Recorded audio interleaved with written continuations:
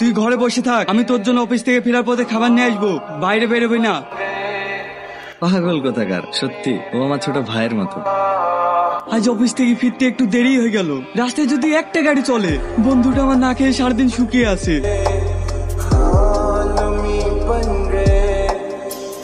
রাজ, যেভাবেই হোক আজকে রাতের মধ্যে মালগুলো পাচার করতে হবে। হ্যাঁ ভাই, তুমি কোনো চিন্তা করো না, এই মাল পাচার করার দায়িত্ব আমার।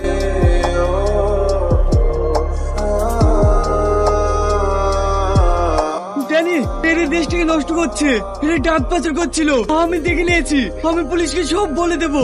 আচ্ছা ঠিক আছে। শালা, তোদের একটা দায়িত্ব দিলে ভালোভাবে হয় না। এসব কথা যদি পুলিশের কাছে বলে দিত তাহলে কি হতো? সরি ভাই, ভুল হয়ে গেছে।